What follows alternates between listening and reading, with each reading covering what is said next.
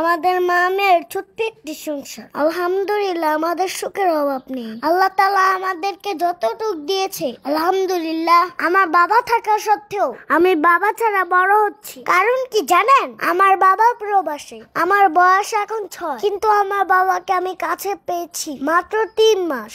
আমার জীবনে আমি যে আবদার করেছি আলহামদুলিল্লাহ আমার বাবা মা আমার আবদার পূরণ করেছে। এত কিছু পাওয়ার পরেও বাবার আদরের যে সুখটা, বাবার আদর আমি পাই না। জানেন, বাবার আদরটা আমি খুব মিস করি। মন চাইলেও না বাবাকে কাছে পাই না। যখন দেখি আমার আশেপাশের বাচ্চারা তাদের বাবার হাত ধরে হাঁটছে, তাদের বাবার সাথে খেলা করছে, তাদের বাবা তাদেরকে স্কুলে নিয়ে যাচ্ছে, আমার না জানেন খুব খারাপ লাগে। বাবা থাকা সত্ত্বেও বাবা ছাড়া বড় হওয়ার যে কত কষ্টের, সেটা একমাত্র প্রবাসী বাচ্চারাই বলতে পারবে। অনেকেই মনে করে বাবা বিদেশ থাকা মানে অনেক সুখ, অনেক শান্তি। হয়তো টাকা পয়সার দিক দিয়ে শান্তিতে থাকতে পারি, কিন্তু দেখেন এই যে আমি এখন আমার কোলে ওঠার বয়স, তখন আমার বাবাকে আমি কাছে পাইনি। আর কবে যে কাছে পাবো তারও কোনো নিশ্চয়তা নাই। আমাদের ভিডিও দেখে অনেকে জিজ্ঞেস করেন আমার দাদা দাদির সাথে আমরা কেন থাকি না। আমার আম্মুর বিয়ের পর থেকে এই দাদা দাদির সাথে ছিল।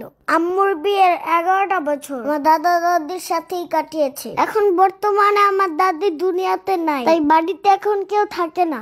আমার দাদার বাড়িতে আমার দাদা দাদির সাথে আমি আর আম্মুই থাকতাম। আমার দাদি তো অনেক অসুস্থ ছিল, আমি আর দাদা ছিলাম আমার দাদির হাতিয়ার। আমি আমার দাদির সাথে আমি আর দাদা সব সময় বসে থাকতাম। দাদি এই দুনিয়া থেকে চলে যাওয়ার পর আমার বড় যিশুর কাছে চলে গেছে আমার দাদা, তাই এখন আর ওই বাড়িতে কেউ থাকে না। একটা সময় আমার দাদার বাড়িতে থাকার মানুষ ছিল, কিন্তু ঘর ছিল না। কিন্তু ভাগ্যের কি পরিহাস দেখেন, এখন ঘর হয়েছে কিন্তু থাকার মানুষ নাই। যেমন অনেকদিন পর ভর্তা বানালো, কাঁঠালের বীজের ভর্তা আর বাদামের ভর্তা। কি যে টেস্ট হয়েছিল! আম্মুর হাতের ভর্তা আমার দাদি খুব পছন্দ করতো। শুধু আমার দাদি না, আমার দাদা, আমার মেজো চিঠি, আমার আম্মুর হাতের ভর্তা সবাই পছন্দ করতো। আমার আম্মুর হাতের ভর্তা নাকি অনেক টেস্ট হয়। তো ভর্তা বানানোর পরে আম্মু পাটা ঘষে আমাকে কটা ভাত মাখিয়ে দিল। পাটা ঘষের ভাত যে এত টেস্ট, যারা পাটা ঘষে ভাত খেয়েছে একমাত্র এটা টেস্ট তারাই জানবে। কে কে পাটা ঘষে ভাত খেয়েছেন কমেন্টের মাধ্যমে জানান তো।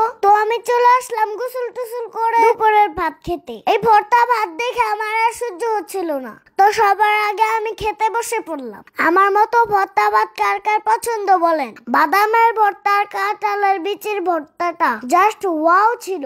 আমরা যখন দাদার বাসায় থাকতাম তখন আম্মু প্রত্যেকদিন কোনো না কোনো কিছু ভর্তা বানাতো। তো আমার পুরো ব্লগটা আপনাদের কাছে কেমন লাগলো আপনাদের মতামত জানাবেন। আর কে কোন জায়গা থেকে ভিডিওটা দেখছেন কমেন্টে সবাই জানাবেন। এর মতো সবাই ভালো থাকবেন, সুস্থ থাকবেন। আল্লাহ হাফেজ।